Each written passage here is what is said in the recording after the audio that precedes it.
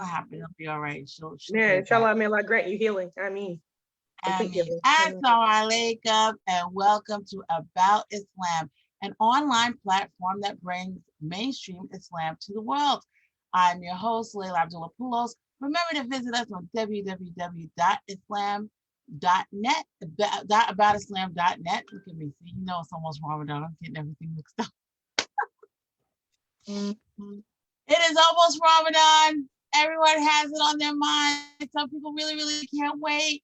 That we got to do all our planning and everything like that, and think about everything, how we're gonna, what the types of worship we're gonna do, what the goals we want to attain, and also what are we gonna eat. That's always a big issue. Okay, so to joining me today is YaQatullah Muhammad, nutritionist extraordinaire, and we're going to talk about eating healthy during Ramadan. Assalamu alaikum, YaQatullah. How are you doing? Alhamdulillah, we're good. How are you? I'm good. I cannot wait for Ramadan. I always run across a few issues when it comes to eating in Ramadan because I always have the best of intentions, but that's not always what is presented. But we are So judged by our intentions, are we not? yeah. So does that mean that, like, that baklava is 10 calories instead of 100,000 because I intended to have an apple instead? Everything in moderation, my dear. Everything in moderation. Okay. Now that's the thing. So now Ramadan, it is we fast the entire month. Those who can. There are people who cannot fast during Ramadan for various reasons, health reasons, and things like that. So they don't fast. But for those of us who do fast, it requires oftentimes we take 2 meals in the day. We have the before sunrise meal, Suhoor, and then the after sunset meal, Iftar. So we have to really kind of hone in into anything that all of our planning about what we're going to eat during that time. And Muslims across the world in different cultures actually have very specific foods that they may make during that time. Okay. And sometimes it's not, and depending on who you are and what is it you have to do for your own health and for your own well-being, sometimes it's not always the best thing. Sometimes it is a really good thing, but sometimes not the best thing. How stressful is it for someone who may have a specific diet to then encounter all of the different kinds of foods during Ramadan? So it really just depends on who you are, and what your goals are. I mean, when you say I have a specific diet and then Ramadan comes, it really just depends on what your goals are and how what you're eating is going to change. Now, traditionally, we know we have Suhoor and Iftar, but then we also have dinner after Iftar. Iftar is just breaking your fast. It might be dating water and some soup, right? And then, later you have maybe a heavier meal. Depending on, what's going on, you may have something maybe a little lighter after your Taraweeh prayer. So it really just, it goes back to what your intentions and what your goals are, and looking at what you want to get out of Ramadan, whether you're, plant-based or vegan, vegetarian, or you just looking to incorporate more produce and fruits and vegetables into your diet. So I think the playing field is wide open. It just, you want to keep it simple, and ask yourself, I really want to take advantage of the month and really get a lot of my, ibadah in and my worship, and not necessarily focus on just food, right? Or the majority of my time in the kitchen cooking, because again, that's not the point and purpose of Ramadan. So. No, it's not. But it becomes the center of it a lot of times, because we're spending so many hours not eating.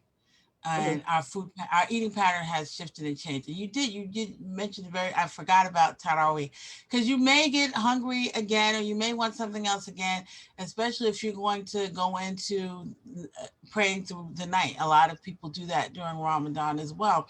So there's like this shift in the way that you eat and your eating pattern. Now, fasting in and of itself is about control. You're controlling what you eat, right? And Mhm. what if you're intermittent faster? Is Ramadan now easier for you because you're used to not eating 12, 14, 16 hours a day? I mean, if you think about the timing, Ramadan is the original intermittent fasting. Intermittent fasting was around, 1400 plus years ago, before it became a popular, trend or fad or whatever people call it. So it's just basically kind of adjusting what your hours are for the most part.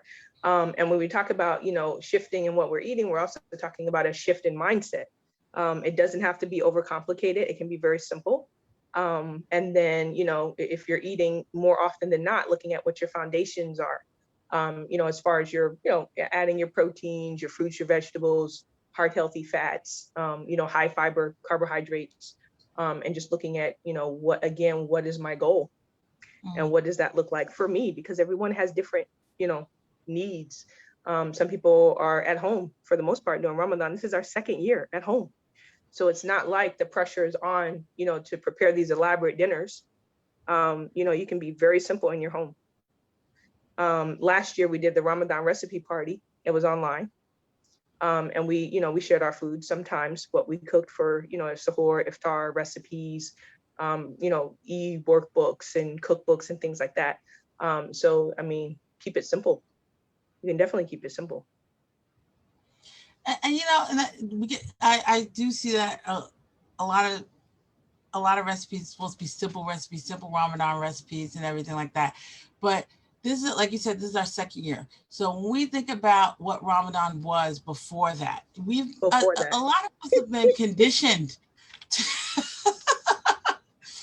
a lot of us have been conditioned to associate the month with elaborate dishes. Exactly that thing.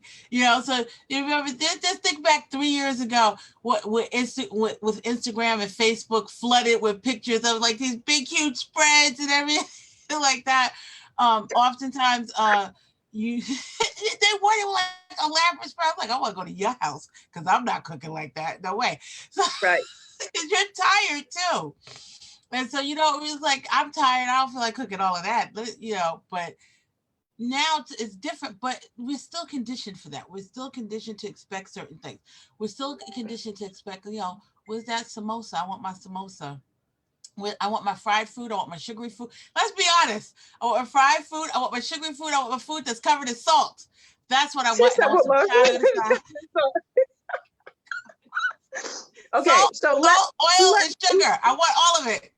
all right, that's fine. So let's get real, Layla, right? Um, so you have, I guess, the spectrum of, okay, I'm gonna enjoy, my fatty foods, my sweets, my sugar, my salt, whatever. And then you have where you make your intentions to say, hey, I'm gonna eat, in moderation. I'm gonna incorporate more fruits and vegetables. We're not saying you can't celebrate your cultural foods. That's not what we're saying. We're not saying throw away the samosas. That's not what we're saying, right? Or the If you mac and look at it, cheese. and you talked a little bit about being conditioned for certain foods, it depends on your culture as well and what foods are predominant in that culture, right? So samosas, yeah, they're great. I might get them when I go out, okay? But it's not something I cook at home. Yeah. It was But funny because mac and my cheese. Mac friend, and cheese. I want mac and mac and cheese. cheese. Okay, mashallah, you want mac and cheese. Mac and cheese is not something we're gonna have every day. So if you want a little bit of mac and cheese on a Friday, I think it's important that we also go back to the tradition, okay, and incorporate the tradition in Islam, that is a practice of balance and moderation. We're not saying you can't ever have mac and cheese in your life. We're just saying, hey, more often than not, we're going to do really well when it comes to our, lean proteins, heart healthy fats, fruits and vegetables. And then if I want a little mac and cheese, I can have some, right? I might have it on the weekend. My sister might come over, we might have a little mac and cheese. But our focus and intention doesn't center around mac and cheese. So I think the conditioning of our mind needs to also shift, okay? So that Ramadan is not just what we eat. Because if we're just focused on what we eat in Ramadan, we're losing out. We're losing out on ibadah, we're losing out on extra time to really get, worship in, that is really going to make the biggest difference for how we want to emerge from Ramadan. You see what I'm saying? Yeah. So yeah, I hey, for me, it's moderation, it's balance.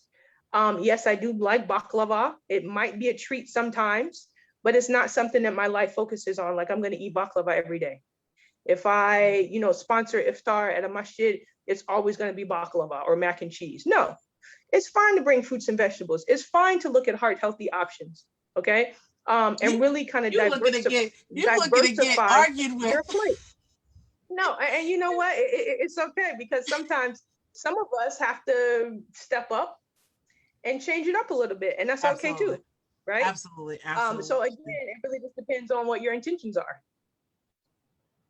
And we're not the food police.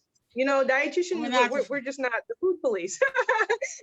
And we're not saying, hey, don't ever celebrate your cultural foods. That's not what we're saying. So I think also though, but I also think that when you are someone, if for people, we're ummah, we're communities of people, and during Ramadan, that's one of the times that we do come together more than any time else during the year and eat. We bring the masjid iftar. It's not a part of the sunnah, but it's something that is a part of a tradition that has developed here in the United States, especially, where it's just like, right. because we live in these pockets of Muslimness, we're not in a majority Muslim country. Right. We come together for iftars at our local masjids, community centers, and in our homes.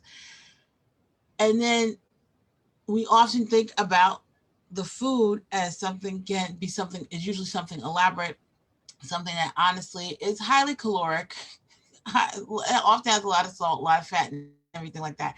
Now, what happens if you have that mindset of moderate? I want to have that mindset of moderation, because that's what Islam is.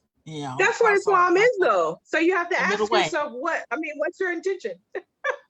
We're in Ramadan, and you mentioned Muslimness. So do we not want to emulate the tradition of the Prophet Muhammad sallallahu alaihi wasallam? Like, for real though, like, let's get real. But the thing is, like, if you, for instance, are in one of those states where they've opened everything up, looking at you, Florida, and Florida? Okay. And you do go to the community iftars, you do go to other people's homes, but you specifically set goals, or even with your physician or with your nutritionist. Okay, you set eating goals, and now you relinquish a lot of control, because now you're going to someone else's home, and someone else has prepared the food, and so you want that community. You want to be a part of that community and that communal aspect of eating, okay?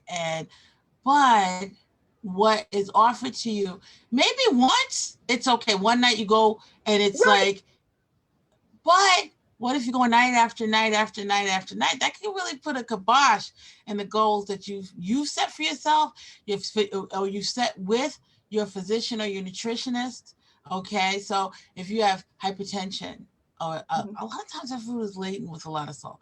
That's true. Borderline, if you're pre-diabetic or diabetic, a lot of times there's a lot of sugar in that food, in the food, and so you relinquish a lot of control when you do that. How do you decide the cost benefit? Should you stay at home and where you have the control over what the content of your food is? Should you continue to go out and end up being wrong for 30 days? And what kind of damage can that do if you do? So the first thing I would ask is, like you mentioned, what is your goal? If you already know the expectation, you already know, because of past experience, what types of foods are going to be served, then you ask yourself, is that in line with what my health and wellness goals are, right? And then you ask yourself, because you're relinquishing a certain level of control, you ask yourself, how often am I doing this? No one is forcing you to go out, right? So you ask yourself, is this just going to be a Friday, Saturday thing? Or am I going to cook for the most part in my home? If I do go to, say, iftar that's sponsored out, am I going to bring a dish that I know, that's, good for me to eat, right? So at least I have options. So you have different options, right? You have choices. You do have a level of control. So you have to ask yourself, where do you want to go from here? You see what I'm saying? So we all have choices to make. I know, masjid hopping, iftar hopping is very popular. We're not doing a lot of that this year here in Georgia. Okay. They're If we not do, giving the food out. They're not giving the food out. no, they're doing drive-through iftars. Yeah, Right? drive-through. Yeah. Right. They're doing Yeah. drive-through iftars. And a lot of people are saying, hey, we're going to sponsor an iftar, but it's being catered by this halal business or this halal restaurant. Right. So, and a lot of the groups that I'm part of, they are very health conscious. Right. So they're making sure that there are, options for vegetables and things like that, as well as, your fried chicken and your mac and cheese. But again, knowing what people are going to be serving versus what is your goal, you ask yourself, I don't have to do this every night. You see what I'm saying? And say, hey, if it's on the weekend, mashallah, that's fine. But Monday through Friday, I'm going to eat at home. Last year, what we did was, or the year before last, we ate at home and we went to the masjid for Taraweeh. Yeah. Right? So we still got the community, but it was more for the prayer than the food. Yeah. So it's really up to you as a Muslim adult to really kind of pick and choose how you want to structure your Ramadan. Yeah. You see what I'm saying? So yeah, you have the temptations, you have the food, and that's fine, mashallah. That's only a part of Ramadan. So make sure that you're not just getting hunger from Ramadan. You see what I'm saying? That you're leveling up, and you're focusing on other aspects of Ramadan. We all know what we eat in Ramadan. Different communities, from the Desi community to the African community, the African American, we know what we eat, right? But then we want to ask ourselves, for 29 or 30 days, what are we doing at home versus what are we doing in the community? There's certain stuff you definitely look for. There's definitely certain stuff that you look for. And depending on I'm going to the Turkish masjid, I hope they have this. Right. Yo, them Turkish desserts. I know I'm going to the church, but you know what? We don't go to the Turkish mosque every day. So you might go to the Turkish mosque one Saturday in Ramadan. You know what I mean? So you see what I'm saying? Yeah. Trying to look at what's going on around. I know we cook at home. But they at least have a lot of vegetables though too. Yeah. But they do at least have a lot of vegetables. I think there's a couple of things. I think also because we've been conditioned times to think of breaking our of having our meal, because there is a difference between iftar and dinner. Thank you for pointing that out. So iftar in and of itself may be not as bad, because oftentimes iftars, like you said, there'll be dates available, water, fruit, fresh fruit, stuff like water. That, right? Okay, stop leaving half empty bottles of water. Drink water. We'll get to that. But then you pray, and then you come back, and that's when the spread, and it's just like, whoa, And then when you're at home, people, your partner, your relatives, your children may expect that, because that's what we've been conditioned for. And so then it's just like, you may have to fight the good fight, like you said, and be like, no, here's some nice steamed vegetables, here's some roasted chicken, here's that. You're not having that, all that stuff. Because does that impact your ibadah? Does the food you eat impact your ibadah? So if I wait, I had an empty stomach, and I loaded it with a whole bunch of sugary, fat, oily food. Is that going to impact my tarawih? So as we know, the foods that we eat are going to really determine how we feel, right? So a lot of times if we're saying, hey, we're going to keep it light versus we're going to be very heavy, latent on the sugars and the sweets and all that kind of stuff, right? Then you want to ask yourself, how is this going to affect me if I'm standing for, 20 rakats of tarawih? You see what I'm saying? And then you want to look at the amount that you're eating. Am I just taking a little bit, or am I really overdoing it? And looking at what the tradition of the Prophet Muhammad was, right? And leaving some for food, air, and then your drink. You see what I'm saying? So you never want to get to the point where you're stuffing yourself to such a point where you're uncomfortable or you're in pain, because of course that's going to impact your worship. You know what I mean? You'd be like, man, I don't feel good. I might just do 8 tonight. I'm not feeling 20. Let's be real, Layla. You know what I mean? Hear that a lot. You hear that a lot. There, so I know what I'm talking about. So you really want to ask yourself, hey, do I really need to eat 3 slices, when I can just have a little bit, a taste of it, and say, okay, mashallah, that's fine. Keep it moving. So you want to ask yourself, you know, if you have specific goals, health goals, whatever, then again, your meals aren't going to be a foundation of, you know, super fatty, super high sugar foods or whatever. You're going to lean towards, you know, lighter foods, looking at what were the foods of our beloved Prophet Muhammad sallallahu alaihi wasallam. What did he incorporate? You know what I mean? You melons, and if you look at it, his diet was a lot of plant-based options, right? So he's eating cucumber and, you know, watermelon and just, you know, barley and water. I mean, like he really he really ate more of a plant-based lifestyle. So again, renewing your intentions and saying, what do I want to get out of Ramadan? And it's not to say you have to forsake your cultural foods or not eat them at all, but look at maybe cutting back. You know what I mean? You controlled yourself the whole time the sun has been going across the sky. And that's fine. You can Mashallah. control It's a yourself test. after it sets. Ramadan is a test in itself, though, right? Yeah. Especially when it comes to our I'm saying, like, we spend, it's an irony almost, because it's an irony almost because we spend all that time controlling ourselves, and then it seems like we lose it as soon as the sun goes down. We lose it like our minds as soon as we break fast, right? And then sometimes we end up gaining and yeah, it's interesting because like, what in the world happened?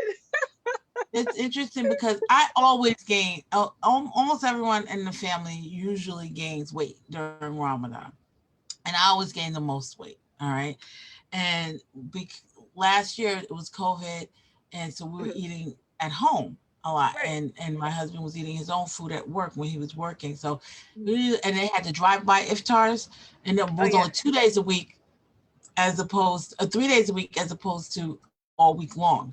Right. And I leveled off. I did not lose. I didn't gain. So I was happy.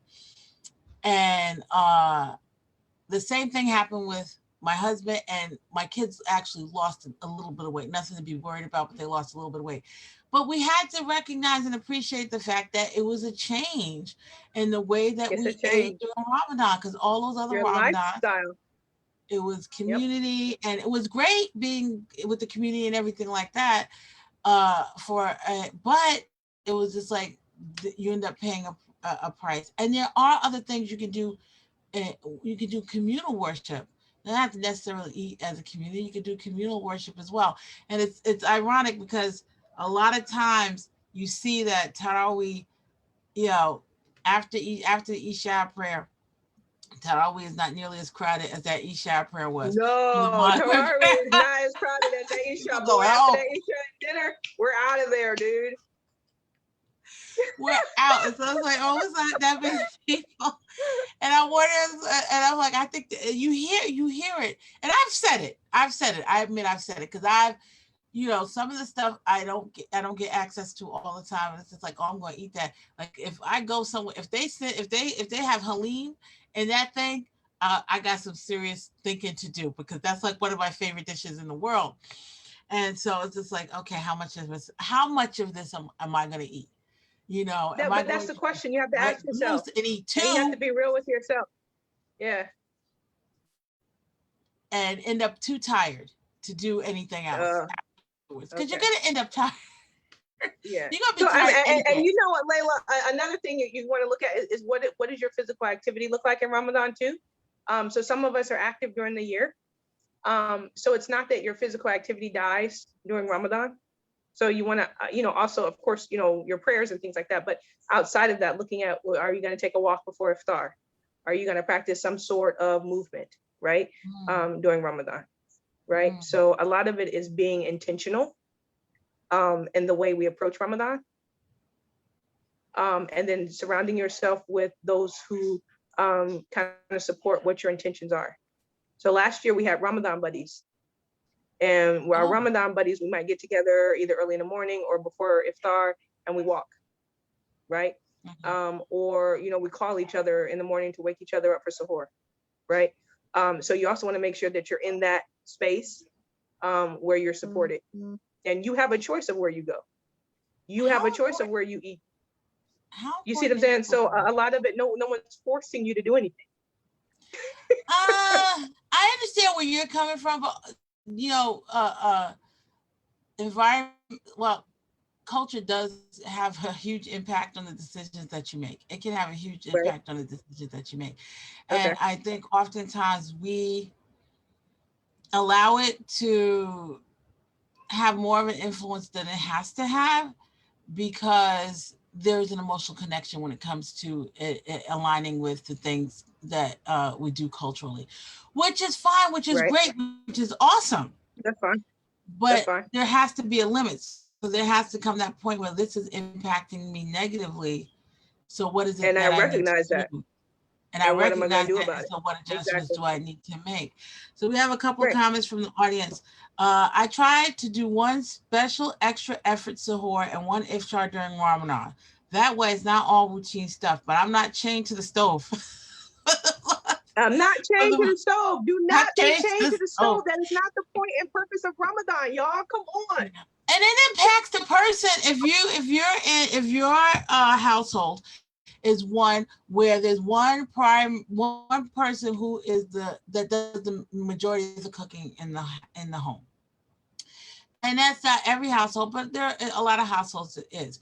And during Ramadan, this may be a fasting person. If it's not, even if the person's not fasting, still it's their month too, and there's Right. certain things that they want to do. And so the whole idea And of accomplish during that month. and Right. accomplished during that month. So the whole idea that they should somehow create these dishes that take hours to make, where they could be doing the things, accomplishing the goals that they set for themselves during the month, in order to develop themselves spiritually, emotionally, and develop their relationship with their creator. So it's like this whole assumption that, somehow you're supposed to be chained to the stove to create these elaborate dishes, that Ooh, impacts them too. That impacts you. exactly. So Layla, it's just let me like, tell you God, this. dude, have a Let me tuna tell you sandwich this, because right? I'm not doing it. If, let me tell you, if my intention was to read a juz of Quran for that day, I'm thinking, how can I get my juice in for that day, right? And also make sure that my meals are prepared. Number Yeah. one, we need to be doing some serious introspection. We need to do some serious planning, right? We need to look at for real, right? And get out of that construct of I need to spend hours on creating a meal. We're in 2021. You got the Instapot that will cook a chicken in what, 20 minutes? Yep. We got 10. the toaster oven, we got the air fryer, we got the regular oven. You, all of us, including myself, and I'll talk a little bit about the Ramadan Reset Guidebook, need to look at what our days are going to look like. What are we preparing Monday through Friday? If we're going to do iftar on the weekend, mashallah, that's fine. If we do communal iftar or go to a friend's house, whatever. During the week, what does my foundational structure look like? Like, for real, okay? Think about it, right? Don't just be on autopilot in the kitchen. Think about it, okay? In our household, we got the crock pot going for some chicken, put some vegetables over in there. Guess who's not standing over the crock pot as it cooks? Because it's a crock pot. That's time that I can dedicate to something else. I can do quick vegetables, steam them, stir fry them, whatever, right? Yeah. But we need to look at what that looks like, okay? Yeah. If you're incorporating desserts, okay, great, it's a treat. Maybe I'll have my baklava on the weekend, or I might have a very small amount, okay? But really look at realistically, what does that look like for your household? How can you free up time to do more of that worship? Maybe you have zikr or you have a podcast. I love Celebrate Mercy. I love the Yaqeen Institute podcast. Okay. Yeah. So I'm going to try to build those into my Ramadan calendar and say, hey, how can I free up some time on the back end, right? To make more time on the front end to get my reading in and my zikr and things like that. There are tons of Ramadan calendars out there. I did the Muslima inspired Ramadan calendar this year, where you actually write out what your intentions are, what you want to do. Even if you don't accomplish all of them, at least you started somewhere where you wrote out what your goals were for the month, what you were going to read, what du'as, what books you wanted to read, right? So the likelihood of you accomplishing some of it is greatly increased because at least you wrote out what your goals were going to be, right? So a lot of it is not going into it as a mindset of, oh, I'm just on autopilot. Really kind of plan out your days and be intentional with your days. We did a Ramadan Reset guidebook with the Man of Fitness. like 2 years ago, and then we re-released it last year.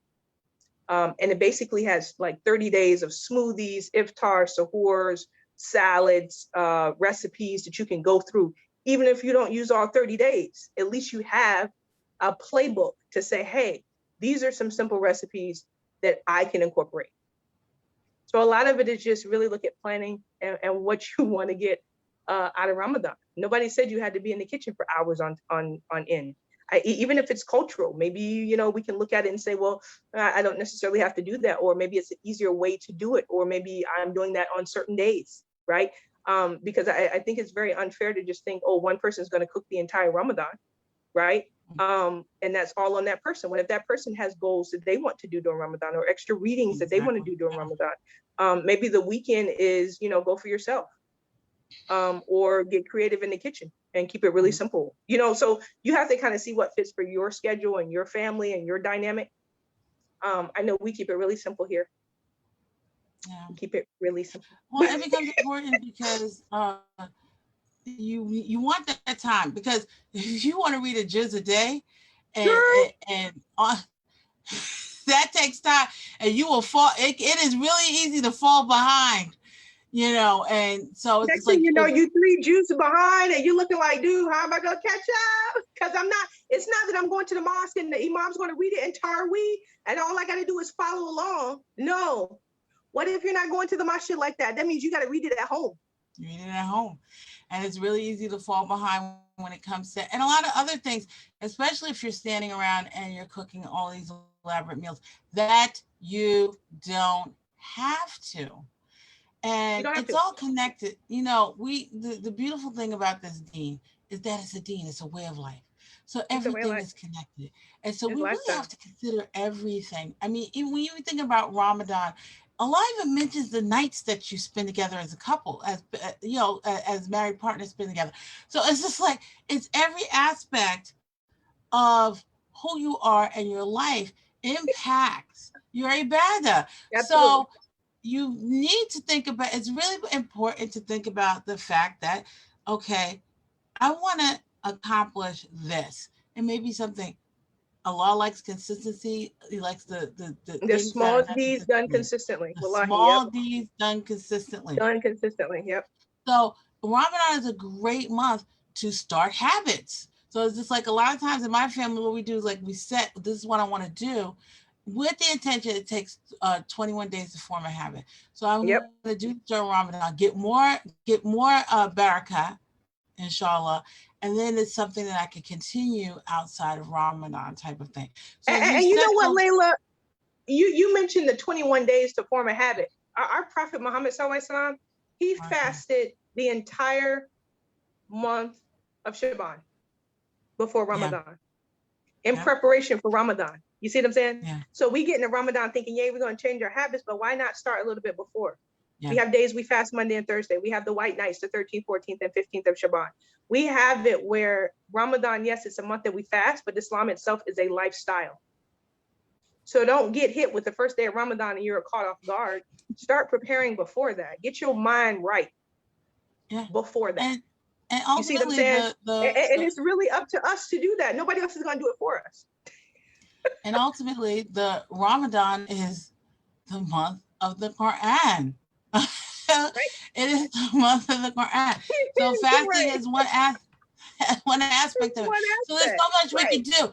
But what we eat can definitely impact our ability to do it. So we really need to take stock and strong consideration. So just like we do with, we can't think of our faith as one compartment. It's not. It's everything impacts our faith. All encompassing. Everything. It's a lifestyle. It's the behaviors that we do on a daily basis. It's all of that. Okay. It's holistic. Well, I can't let you go without some advice. All right. So Suhoor, it's the early morning meal. And first of all, what in the world do I want to eat during Suhoor? Do I want a bagel? Is it all right to just have a bagel and then move on? Is that going to impact the rest of my day type of thing? And then what happens when you hit that middle of the month slump where you don't feel like getting up to make or eat any damn one thing? First of all, we need to wake up for Suhoor. Don't miss Suhoor. Don't be that person, right? Set your alarm or get you a Ramadan buddy, and or you can do both.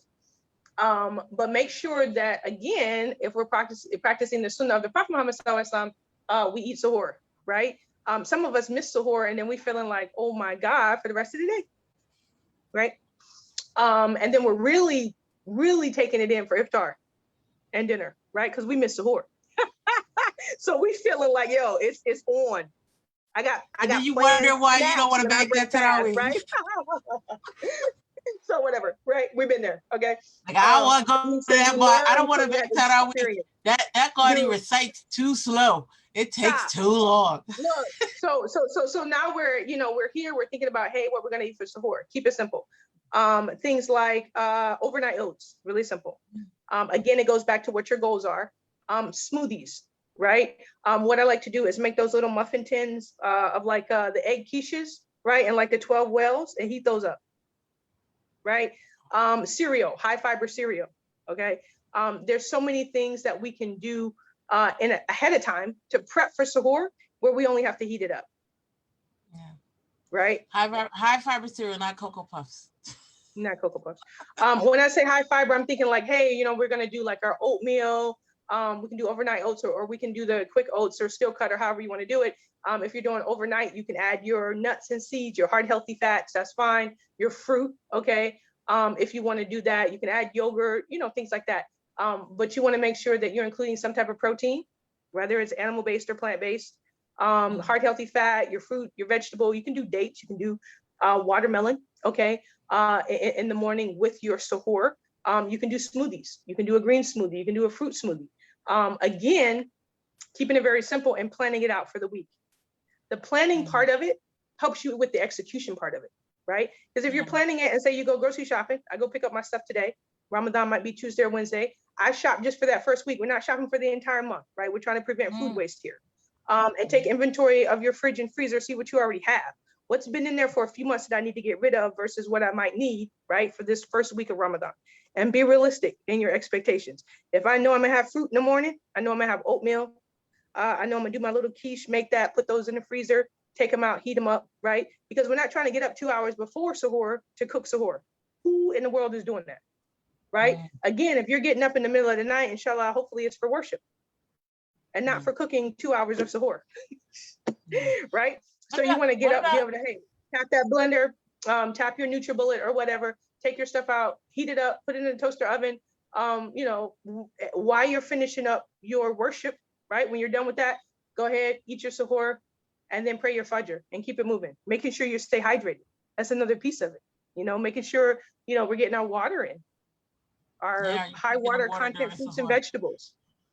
So our soups, okay? There's so many ways to hydrate, making sure that we're incorporating those. Really think about your strategy. Yeah. What about just like some leftover chicken and some leftover to do? Who for real, right? Because sometimes you go out. Oh man, Sunday I went out. I got a little leftovers. I'm not trying to waste the food, so I heat it up the next day, right? Add some fruit to it, right? Mashallah. Keep it moving. Yeah. Eat the leftovers. I mean, who you gonna don't throw it away. Because then again, we're responsible for that too. We're responsible. No, that was a great idea. The whole idea of, I think oftentimes I am guilty of that. Like I gotta shop for Ramadan, and then I go and I open the freezer and the freezer is full of other stuff. Right, and you're like, man, I'm not gonna eat all this. So you know what? We either need to give it away. We need to check on our neighbors and say, hey, what of this can I share? Are there some sisters or brothers in the community who could benefit from this? Ramadan is a huge opportunity to take advantage of sharing with others. Yes. I know here in Atlanta they have it where you can sponsor, Iftar for seniors. Awesome. So don't bite off more than you can chew. But you really have to be considerate of what it is you're sponsoring and what it is that what it is you're providing for them, because you're talking about senior citizens, a lot of health issues with that. Exactly. Take careful planning about what it is. That's fine, and we can carefully plan, right? So if we're eating right, inshallah, then they're going to eat right, because they're going to eat from our table too. So be again intentional and mindful and what not only we're eating, but what we're going to be providing for others. No, absolutely awesome. We have another comment. Hold on, my comment left. I'm, all right. Am I the only one that plans to gobble down all the sweets, but after a few bites of the regular food, I'm full? That's the other thing. Your stomach shrinks, right? Uh-oh. Your Yeah, stomach that's shrinks. funny. Yeah, that's funny because in Ramadan, it's funny they had this meme going around earlier, like last year, year before last, where there was like this huge plate of food, a huge table of food in the beginning of Ramadan, right? It was like example iftar in the beginning of Ramadan, and then they juxtaposed that to like the last 10 days of Ramadan, and it was like soup and salad. Because you don't want And anything it was else. like your eyes are bigger than your belly. You're thinking you're going to eat all this food, but once you break your fast, you're like, you know what? I'm more thirsty than hungry. And you don't even end up eating all of that. You may take a portion of it and then, that's it. So you also want to plan for that and making sure that you're not planning where you're over cooking, you're overeating, you have all these leftovers. You see what I'm saying? You want to try to finish up what you have before you cook something new, because then what happens if you don't, you'll have that food waste and you'll end up throwing away food, right? That someone else could have benefited from. Mm. Okay, so now Ramadan, Taraweeh, Qiyamul Layl, all right? Trying to go in for the long haul. Want to do it all month long. Some reciters, some it's 8 rakats, some it's 20 rakats, some it's a mixture of both. Okay. The Taraweeh means to rest. And there's a reason why. Because those standing up, you end up standing up for long periods of time. And so how can we eat in order to optimize that aspect? Even if you're sitting down, it can still be tiring too, because it is you're focused and you're centered for a long period of time. If I eat incorrectly, that may impact it. So what can I do to how can I optimize my eating so that I optimize that so I can actually focus more on my khushu instead of being tired, feeling tired and weary, and like, why is it taking this person so long to recite that ayah, even though it's beautiful and lovely and everything? It's just like, why are they taking so long? My feet hurt, this hurts, hurts all over. And then, oh, it's 15 days into Ramadan. I don't think I'm up to doing that again. And it's like, oh, it's the last 10 nights. Oh, I really would like to try to find Layla Takada, but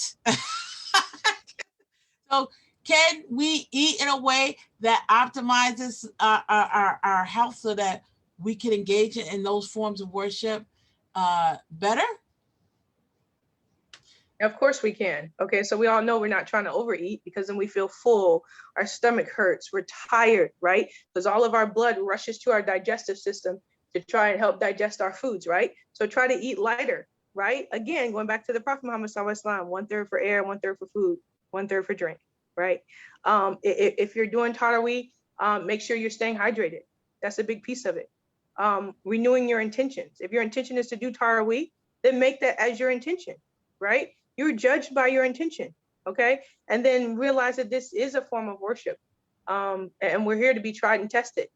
This is something that is going to challenge us if we're not, we're not used to doing Taraweeh at night outside of Ramadan, right? So again, make your intentions. And when we talk about eating right, eat lighter, eat less. Okay, there's nothing wrong with that. Okay, and then after Taraweeh, you can have something. In between Taraweeh prayer, in between those 2 rakats, when you salam out, you can have some water, or have like your water electrolyte mix if you want to. Okay, have your nabis or your date water. So that gives you the energy. So a lot of it again is what your strategy is and how are you planning for this if that's your intention to complete that.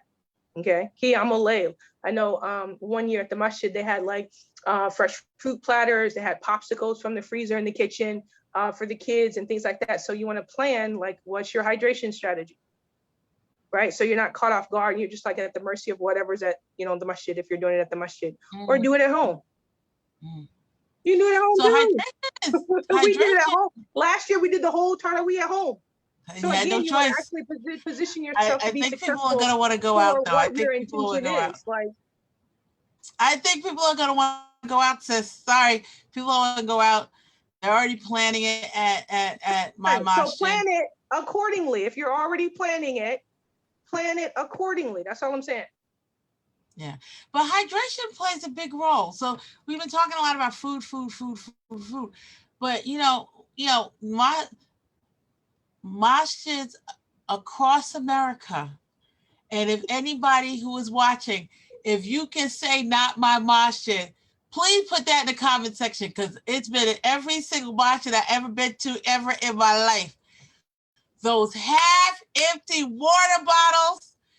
First of all, man, love bless. Oftentimes, it's someone in the community who donates those. Business owners donate those so that they can get blessings and so that people are hydrated. Not only for iftar, but like you said, Tarawih, because like oftentimes you'll see that they'll be bringing in more water bottles. Yep. Tarawih, and you see those half finished water bottles all the time.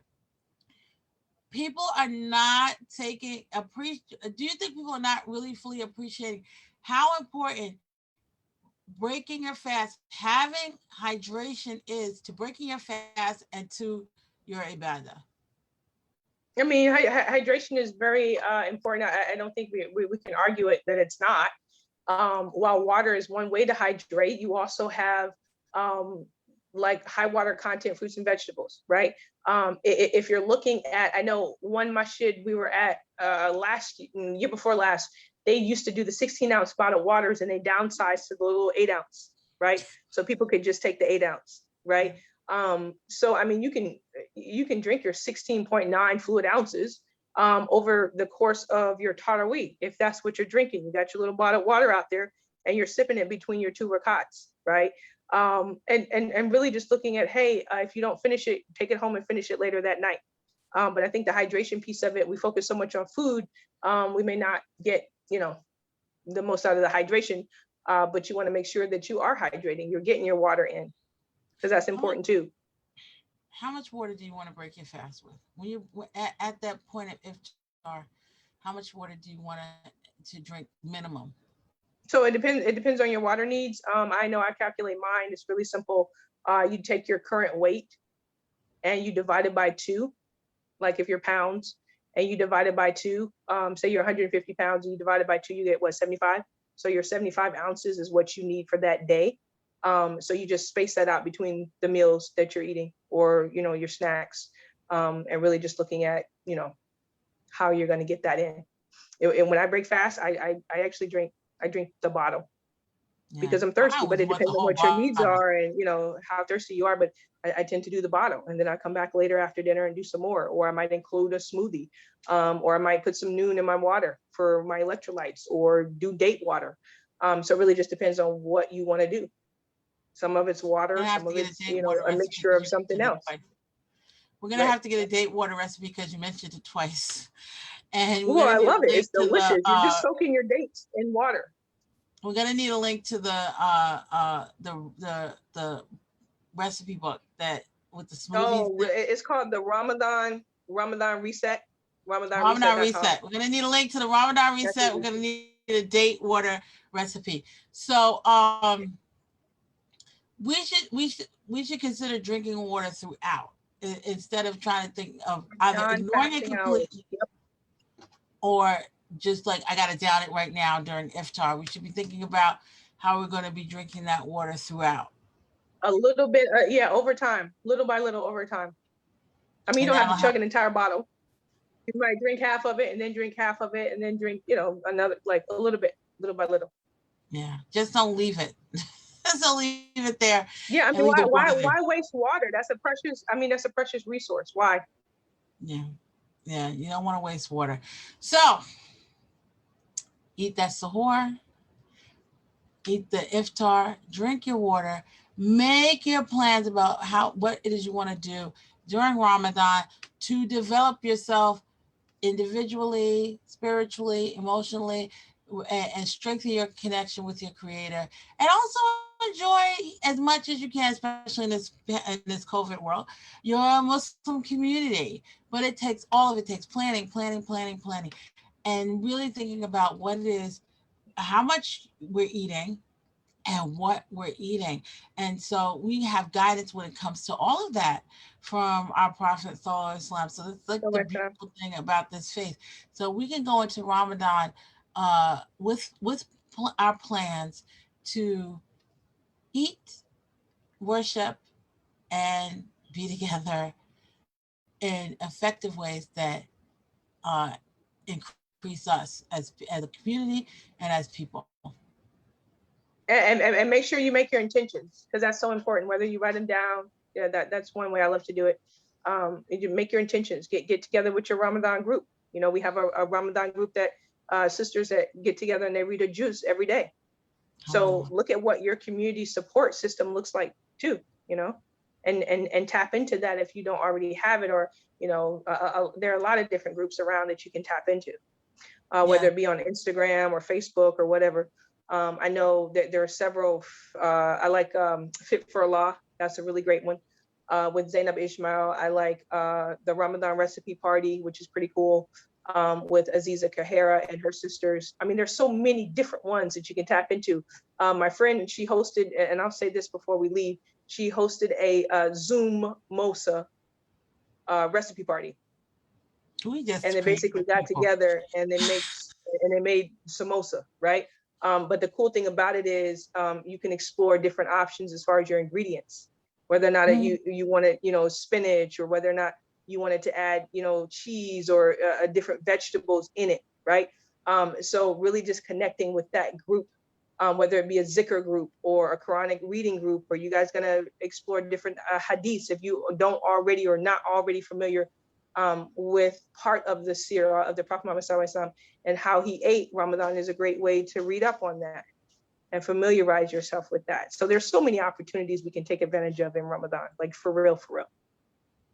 And right here on the About Islam Facebook page, we're going to be having a lot of great stuff during the month, and on the website as well. So there's a lot out there.